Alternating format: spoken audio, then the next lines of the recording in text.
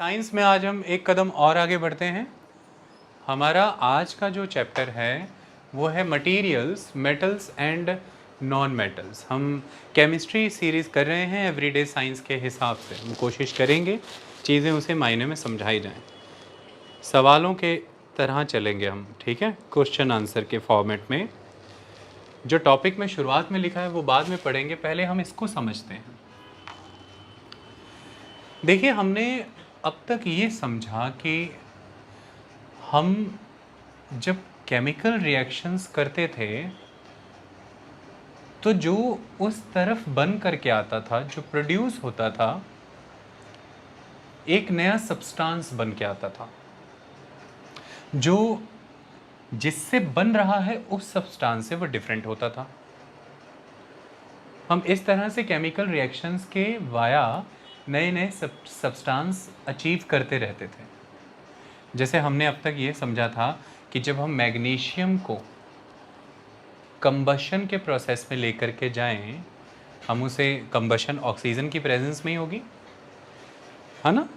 तो उसका आसान तरीका हमने ये समझा था, मैग्नीशियम का Mg, ऑक्सीजन का O2, और इस तरफ हमने देखा था कि मैग्नीशियम ऑक्साइड तो MgO। हमने उस क्लास में, यानी कि उस लेक्चर में ये समझा कि अभी लोअर क्लासेस चल रही हैं तो इसमें अभी बैलेंसिंग के बारे में बात नहीं हुई थी। अदरवाइज़ हमने ये डिस्कस किया था कि बैलेंसिंग हो सकती थी। आप 2 यहाँ लगा देते, ऑक्सीजन बैलेंस हो जाता, Mg का 2 एक्स्ट्रा हो जाता, तो फिर हम बाद में इधर आके उसे बैलेंस कर देते, फिर वो बैलेंस हो जाना था। बट ये जो अब आपके सामने आया मिला, ये इससे और इससे अलग है। ये एक हमारे पास नया सब्सटेंस बन करके आया। ओके, आप इस तरह से केमिकल रिएक्शंस करके सब्सटेंस बनाए जा सकते हैं।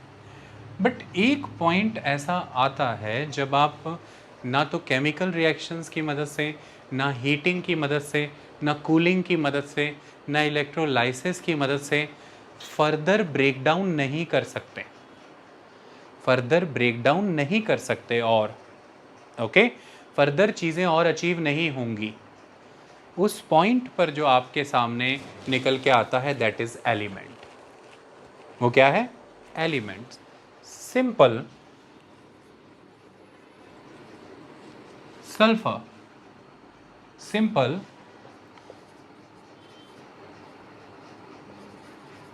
ऑक्सीजन, सिंपल आयरन, ये सारे क्या हैं? एलिमेंट्स।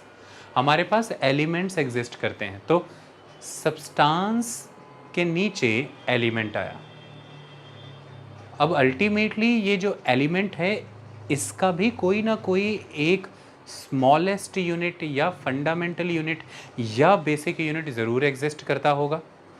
हम इस फॉर्म में चलेंगे कि हम उस फंडामेंटल यूनिट से ऊपर गए, एलिमेंट आया, हम इन एलिमेंट्स का प्रयोग करते हैं तो हमारे पास बहुत सारे सब्सटेंसेस आ सकते हैं।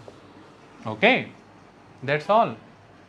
और अगर हम सब्सटेंसेस को तोड़ते हुए नीचे की ओर आए, तो सब्सटेंसेस को तोड़ते हुए आए तो नीचे एलिमेंट ही है, लेकिन उस एलिमेंट का कोई बेसिक यूनिट है, स्मॉलेस्ट यूनिट या फंडामेंटल यूनिट है। That unit is atom. इसे हम एटम कहते हैं। ओके, एटम को भी अगर हम तोड़ें तो उसके अंदर हमें क्या देखने को मिलता है? उसका एक न्यूक्लियस होता है, जिस न्यूक्लियस के अंदर आपको न्यूट्रॉन, प्रोटॉन देखने को मिलते हैं। ये न्यूक्लियस है उसका। ओके, और इसके अराउंड क्लाउड ऑफ इलेक्ट्रॉन्स, ये बादलों से घिरा रहता है इलेक्ट्रॉन्स के। ओके, तो इसके अराउंड आपको इलेक्ट्रॉन्स मिलेंगे।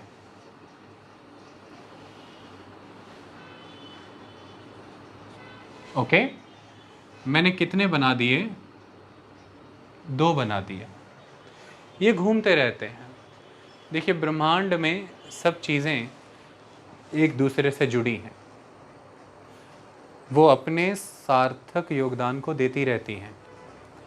और किसके इर्द गिर्द क्या घूम रहा है, इससे ये पता लगता है कि चीज़ें संबंधों के रूप में एग्जिस्ट करती हैं, रिलेशंस की फॉर्म में एग्जिस्ट करती हैं। यदि ऐसी प्रकृति ना होती, यदि इस स्तर की कोई अस्थिरता ना होती, कोई अनस्टेबिलिटी ना होती, तो जुड़ने का आधार ना बनता, पेयरिंग का, बॉन्डिंग का कोई बेस ना बन पाता, जीवन में प्रवाह ना आ पाता, विद्युतीकरण ना हो पाता, इलेक्ट्रिफिकेशन ना हो पाता, क्योंकि ऊर्जा ना बन पाती। आई बात समझ में? तो इसलिए सब कुछ गतिशील है। सब समस्त ब्रह्मांड, सूर्य भी घूम रहा है और घूम रहा है, पृथ्वी भी, सौर मंडल की सभी आकाश गंगाएं भी घूम रही हैं, सब घूमता चला जा रहा है, कुछ भी रुका हुआ नहीं है, सब गतिशील है। इसी तरह से ये इलेक्ट्रॉन्स भी गतिशील रहते हैं, ये रिवॉल्व करते हैं around the centre, that is the nucleus, जिसमें न्यूट्रॉन प्रोटॉन है। हाँ, एटम टू एटम प्रोटॉन्स की संख्या बदलती रहती है, वे इसी आधार पर एलिमेंट्स बदलते रहते हैं। किसी भी एक एलिमेंट का जो कोई एक सैंपल एटम होगा, उस एलिमेंट में वही एटम होगा, डिफरेंट टाइप के एटम्स नहीं होंगे। हाँ, अलग अलग एलिमेंट्स जोड़ करके आपने एक सब्सटेंस बनाया, उस सब्सटेंस में, उस कंपाउंड में डिफरेंट डिफरेंट एटम्स होंगे, क्योंकि एलिमेंट्स भी अलग अलग हैं। लेकिन किसी भी एक एलिमेंट को बनाने में जो कोई एक प्रकार का एटम यूज हुआ है, उसमें उसी ही प्रकार के एटम होंगे, और उस एलिमेंट में कितने ही फिजिकल चेंजेस आते रहें, एटम चेंज नहीं होगा, वो अपनी उसी स्टेट में रहेगा। आप सल्फर ही का उदाहरण लें, आप उसे सॉलिड, लिक्विड या गैशियस किसी भी स्टेट में ले आइए, उसका फिजिकल चेंज कर दीजिए आप उसे। आप एसिड की फॉर्म, लिक्विड की फॉर्म में ले आइए, आप उसे वेपर की फॉर्म में ले आइए, आप उसे सॉलिड फॉर्म में ले आइए, एटम चेंज नहीं होगा, atom will remain same. Okay, ये दो चीज़ें आपको सदैव याद रखनी है, हमेशा आपको याद रखनी है कि किसी भी एलिमेंट में जो एक प्रकार का एक सैंपल एटम होगा, वही एटम्स होंगे, इसके अलावा एटम्स नहीं होंगे। और उस एलिमेंट के स्टेट्स आप चेंज करिए, मतलब उसमें फिजिकल चेंजेस आप इंड्यूस करिए, no problem at all, atom will not change, atom will not change its state, it will remain same. Otherwise वो एलिमेंट नहीं रह जाएगा। समझ में आई बात? और अगर वो चीज वो नहीं रह गई, तो आप कैसे कह सकते हैं कि आप उसकी स्टेट चेंज कर रहे हैं? आपने तो उसी को चेंज कर दिया ना। फिर किसी की स्टेट चेंज करना और किसी को ही चेंज कर देने में बहुत अंतर है। उसकी स्टेट्स चेंज होने पर भी आप नहीं कह रहे हैं कि उसी को चेंज कर दिया, क्योंकि अंदर जो एटम है वो चेंज नहीं हो रहा है, और वही इस एलिमेंट की आइडेंटिटी है, उसी से बना है ये। जैसे हमारी बॉडी सेल्स से बनी है, पर ईश्वर ने हमारे शरीर में अलग अलग कार्य करने के लिए एक ही बॉडी में अलग अलग प्रकार के सेल्स डाले हैं। हमारा एक शरीर जो है उसमें अलग अलग तरह के सेल्स डाले हैं। आई बात समझ में? लेकिन एलिमेंट में एक ही तरह का एटम होता है। डन? कोई दिक्कत तो नहीं? इतनी बात समझ में आई? अब इसे जिंदगी भर याद रखना। अब एटम के अंदर जब गए, जब उसे खोला, तो न्यूक्लियस और ये इलेक्ट्रॉन, अब ये जो है इलेक्ट्रॉन का ये जो गोला है, इसे आप पुकारते हैं शेल। ये शेल है। तो ये तो पहला शेल है, पहला घेरा है। इसके बाहर भी शेल है, और एक पर्टिकुलर नंबर में हर शेल में इलेक्ट्रॉन्स ऑर्गेनाइज्ड होते हैं। जैसे पहले घेरे में 2, तो उसके बाहर वाले घेरे में 8। तो यहाँ पर आप 1 2 3 4 5 6 7 8, ये जो आप बात कर रहे हैं this is the complete shell. ये शेल यहाँ पर अब कंप्लीट है। इस समय 8 होने चाहिए थे तो 8 ही हैं। समझ में आई? ये स्थिर है, स्टेबल है।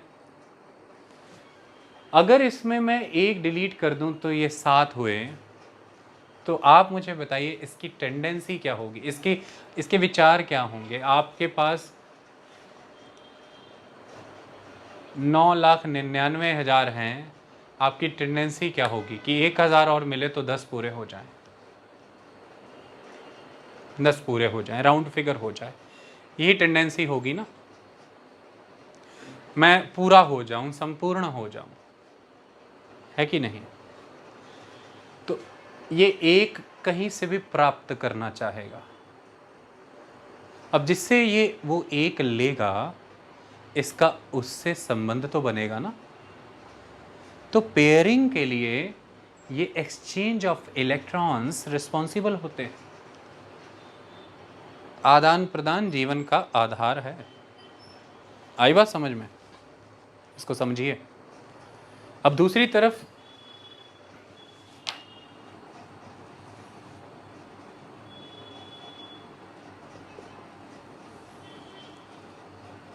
आउटर शेल में 1 है। यह संभव है कि ये 7 कहीं से ले ले? इतनी क्षमता है इसमें।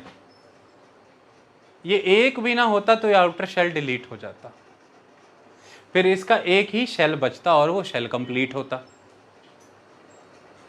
ऐसा भी अधूरापन क्या करना, ये भी तो ठीक नहीं। सिर्फ एक ही बाल रख के क्या करेंगे? या तो पूरा मुंडवा लीजिए, है कि नहीं? भाई होता है ना 10 उंगलियों के ये हाथ, किसी की एक आधी एक्स्ट्रा निकल आती तो वो कोशिश करता है कि ये तो कवर अप करके रखो या ख़त्म ही कराओ भाई। अब ये इनकम्प्लीटनेस की निशानी हो जाती है ये एक बाल। ऐसी तमाम चीज़ें। आई बात समझ में? तो आप क्या कहते हैं कि इसे भी लात मारो। गुजारा चलना था 20,000 से घर का और दिया जा रहा है 2,000, तो आप कहेंगे लात मारो, छोड़ो, नहीं चाहिए, नहीं चाहिए भाई, मैं 10 घंटे लगा रहा हूँ, मैं ये 2,000 छोड़ के ज़्यादा पीसफुल हूँ, मैं ज़्यादा स्टेबल हूँ। तो ये इस एक का त्याग करेगा, त्याग करेगा शेल फुर, और इसका ये शेल स्टेबल है, दोनों कंप्लीट है। ये त्याग करेगा और ये प्राप्त करेगा। ये देने वालों में है। तो अब इलेक्ट्रॉन पे चार्ज होता है नेगेटिव, ठीक है? तो अब जब ये दे रहा है, इस मेरी जेब में जितनी भी नेगेटिव माल है मैं निकाल रहा हूँ, तो शेष जो बच रहा है वो पॉजिटिव है। मैं पहले के मुकाबले ज़्यादा पॉजिटिव हो रहा हूँ। तो जिन भी किन्हीं एटम्स या मॉलिक्यूल्स पर पॉजिटिव चार्ज होता है उसे कैट आयन कहते हैं। पहले तो चार्ज को आयन पुकारेंगे अपन। हम जब केमिस्ट्री पढ़ रहे हैं तो हम जब शब्द चार्ज की बात करेंगे तो सिंपल वर्ड यूज करिए आयन्स। हम एक जो पृथ्वी के ऊपर हम जब देख रहे हैं तो हमारे पास अलग अलग लेयर्स आ जाती हैं, ट्रोपोस्फेयर, स्ट्रेटोस्फेयर। हम एक लेयर पढ़ते हैं ना आयोनोस्फेयर, आयंस, चार्जेस, वहीं से सैटेलाइट सिस्टम रिले करता है नेटवर्क को। ओके, आयंस माने चार्ज। तो अगर चार्ज पॉजिटिव है तो ये हुआ कैटायन, और अगर चार्ज नेगेटिव है तो ये हुआ एनायन। Anion, anion, cation. किसी के ऊपर अगर लिखा हुआ है इस तरह से लिखा है, ये कैटायन हो गया, एनायन हो गया। ओके, आप इस चार्ज से उसकी प्रकृति पहचान लेते हैं इस सिंबल से कि लेने वालों में है कि देने वालों में है। ये आया क्योंकि इसने दिया, ये आया क्योंकि इसने लिया। आई बात समझ में? तो कैटायन और एनायन। डन? कोई दिक्कत इसमें? चलो गुड, अच्छे इंसान हो। अभी के लिए हमें इतना ही समझना था। अब कहानी यह है कि ब्रह्मांड में अनंत सब्सटेंसेस हो सकते हैं, infinite substances can be infinite, but elements can not. जो हम नेचुरली अकरिंग एलिमेंट्स की बात करते हैं, जो आइडेंटिफाइड है अभी तक, दे आर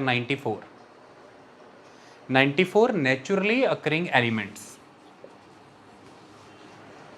वो एलिमेंट्स मिल के कॉम्बिनेशन बना करके इनफाइनाइट सब्सटेंसेस को जन्म देते रहते हैं। जैसे पंचभूतों से बना हमारा शरीर, पंचभूत ही बहुत हैं, कितनी विविध संरचनाएं हैं। देखिए कितना जीव है इस पृथ्वी पर, पहचानने की कोशिश करिए। स्नेल से लेकर के व्हेल तक गिनिए, पंचभूत ही हैं उनमें, वही 5 मटीरियल, वही 8 धातुएं, और तो कुछ है नहीं। ऐसे ही 94 मटीरियल है, 94 एलिमेंट, 94 एलिमेंट मिला के अनंत सब्सटेंस बना दिए ईश्वर ने, बनते जा रहे हैं। ओके, और हम इन्हें पहचानते हैं केमिस्ट्री के सब्जेक्ट से। हम उन सब्सटेंसेस का उपयोग करना चाहते हैं, हम उन्हें प्रयोग में लाना चाहते हैं। हमें एक आवश्यकता महसूस हुई कि हम शरीर का तापमान जानना चाहते हैं। इसके लिए हमें आवश्यकता हुई कि हमें कुछ ऐसा मिले जिससे हम ये जांच पाएं। तो हमने पता लगाया, खोज की एक धातु की, एक मेटल की, जो बना मरकुरी। हम उसी की मदद से शरीर का तापमान पता लगा पाते हैं। लेकिन हम समय आगे बढ़ा, हमने बहुत सारी और वेव्स का पता लगाया, हमने बहुत सारे ऐसे मटेरियल यूज़ किए जो हमारे बॉडी टेम्परेचर सेंसिटिव हैं, जिससे हमने डिजिटल थर्मोमीटर्स बनाए। मर्क्यूरी थर्मोमीटर, डिजिटल थर्मोमीटर, ऐसी चीज़ें आज की डेट में एग्जिस्ट करती हैं। तो ओवरऑल हम जब स्टडी करते हैं तो इस ब्रह्मांड में जो सब्सटेंसेस हैं वो मेटल्स एंड नॉन मेटल्स की फॉर्म में हम डिवाइड करते हैं जब हम स्टडी करते हैं। और मेटल नॉन मेटल में से मेजॉरली सब्सटेंसेस मेटेलिक हैं, जो रेस्ट रह जाता है वो नॉन मेटेलिक है। तो आपसे कोई पूछे कि प्रचुर मात्रा में, एम्पल अमाउंट में सब्सटेंसेस के कॉन्टेक्स्ट में बात करें तो मेटेलिक सब्सटेंसेस हैं या नॉन मेटेलिक? तो मेटेलिक। जो बचता है वो नॉन मेटल है। और तीसरी चीज मेटलॉइड्स, जिनमें मेटल और नॉन मेटल दोनों के गुण होते हैं, वो होता है मेटलॉइड। Okay, it's metalloid.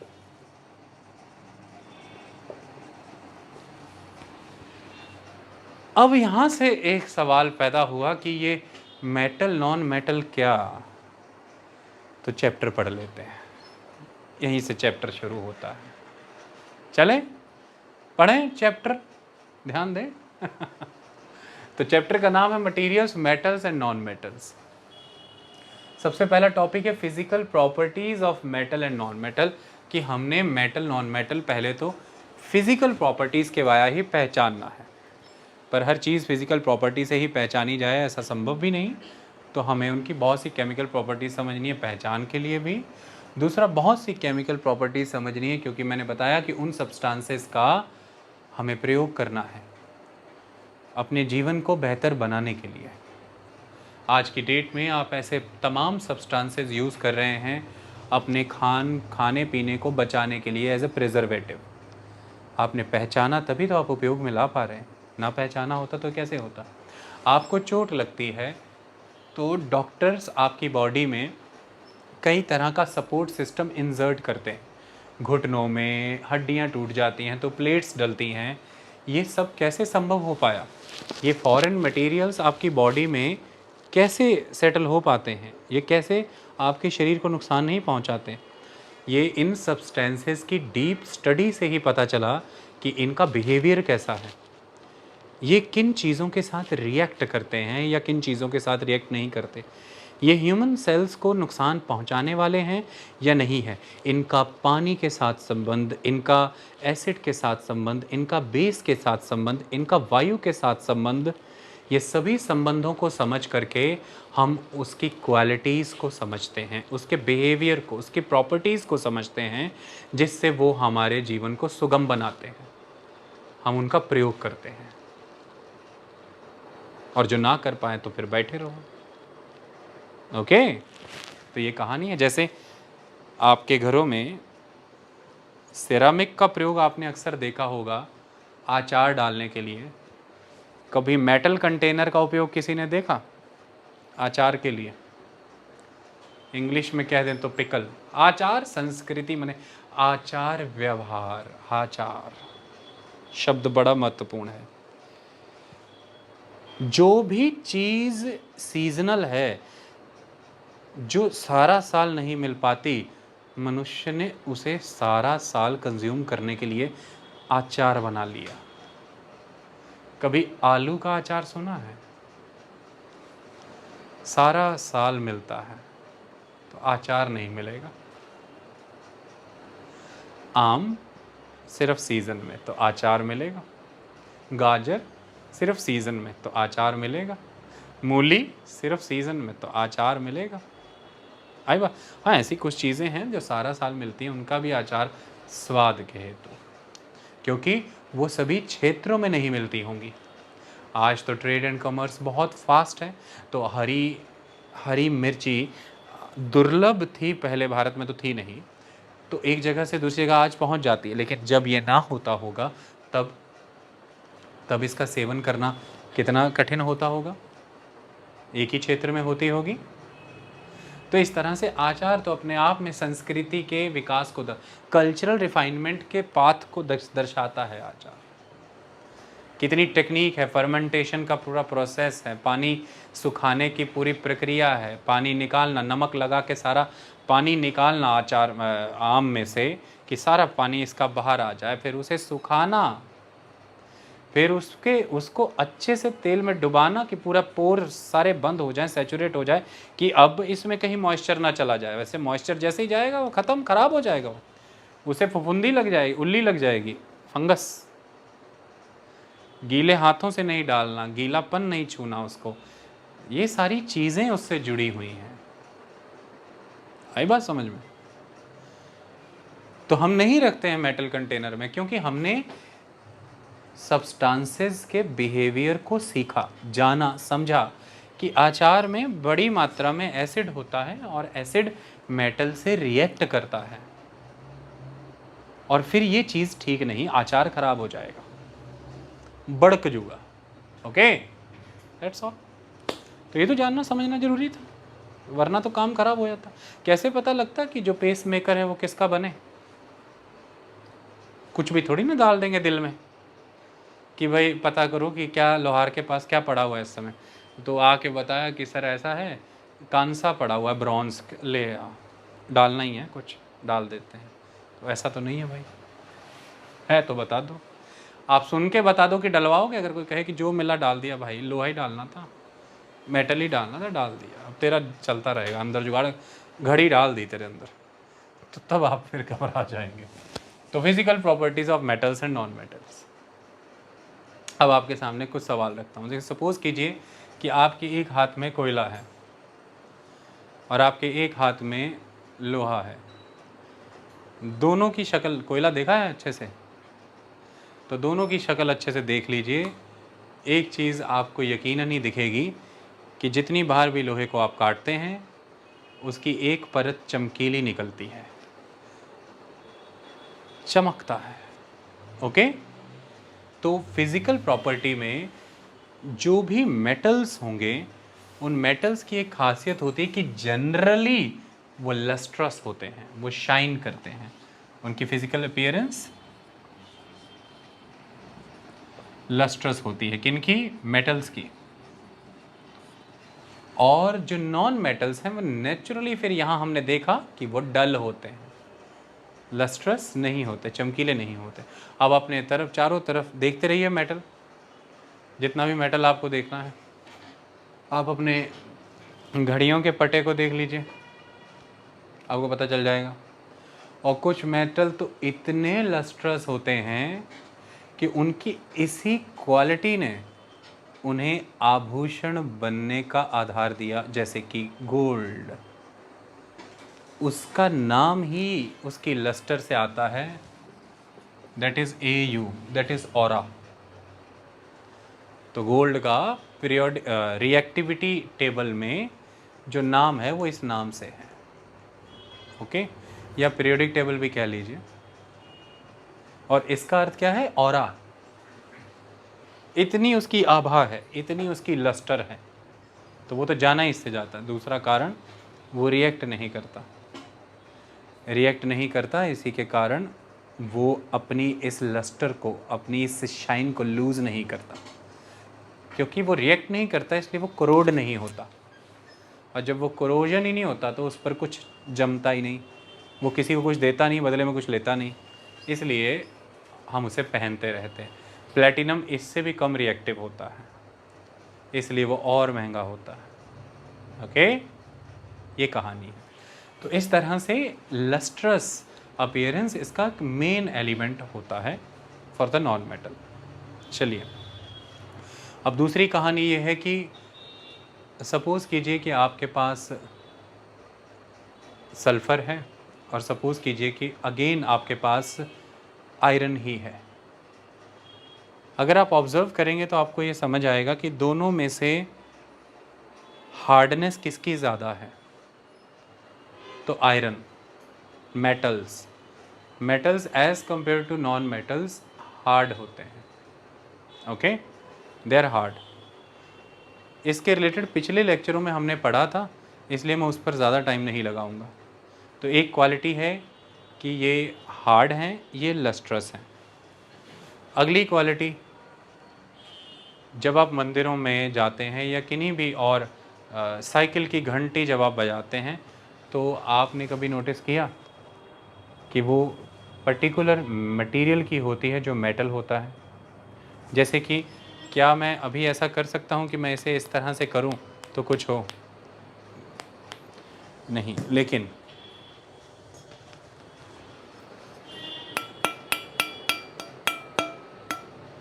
तो ये जो मेटल होता है, हालांकि ये भी प्रॉपर मेटल नहीं है, यहाँ पे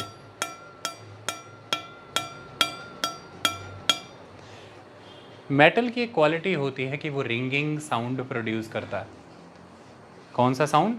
रिंगिंग साउंड।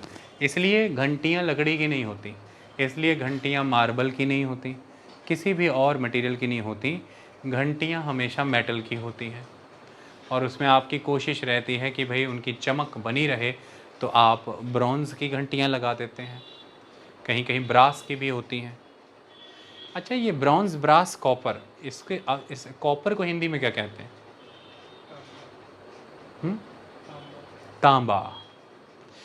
और ब्रॉन्ज़ को क्या कहते हैं? कांसा। और ब्रास को क्या कहते हैं? पीतल। तो घरों में आपके बर्तन पीतल के होते थे। ब्रॉन्ज और ब्रास जो है ये एलॉय है कॉपर का, ओके, ये एलॉय है। तो ब्रॉन्ज एज सिविलाइजेशन, कांस्य युगीन सभ्यता इंडस वैली सिविलाइजेशन थी, क्लियर। और आपके घरों में जो डोर्स और विंडोज़ में ज़्यादातर कुंडे, कब्जे जो लगते हैं वो ब्रास के होते हैं। किसके होते हैं? ब्रास के। अक्सर लोगों को शौक़ था ना, लगवाते होते थे पहले। आज भी अगर टीक वुड का डोर है, वेल पॉलिश्ड है, तो उसमें जो कब्जे लगे होंगे और जो कुंडा चिटकिनी लगी होगी वो ब्रास की होगी। अब काफ़ी हद तक एल्युमिनियम भी आने लगा है, बट ब्रास। वो जो हम गोल्डन टेम्पल जाते हैं और जो साइड में रेलिंग है, ब्रास, एकदम चमक जाती है, पीताम्बरी लगा दो तो। घरों में भी आप ऐसा करते होंगे, एक पाउडर आता है, ओके। तो कॉपर, ब्रॉन्ज, ब्रास, इतनी बात क्लियर हुई। तो वो जो घंटियाँ हैं वो मेटल की होती हैं, और इस क्वालिटी को जब रिंगिंग साउंड आप प्रोड्यूस कर रहे हैं इसे कहते हैं sonorous. It is the sonorous. तो मेटल्स जो होते हैं वो सोनोरस होते हैं, सोनोरस। मेटल्स लस्ट्रस होते हैं, हार्ड होते हैं। सोनो शब्द जो है it is related to the sound. तो आप लोग कराने जाते हो ना सोनोग्राफी, दैट इज़ अल्ट्रासाउंड। अब दोनों नाम एक ही, जैसे सोनोग्राफी जिसमें आप यूज़ कर रहे हैं साउंड वेव्स का, जैसे नाम है अल्ट्रासाउंड। और आप लोग कह देते हैं क्योंकि आप कुछ ढूंढ रहे हैं, कुछ जांच रहे हैं, तो आप कह देते हैं स्कैन, कि वी आर स्कैनिंग समथिंग, हम कुछ तलाश रहे हैं। लेकिन हो क्या रहा है असल में आपका सोनोग्राफी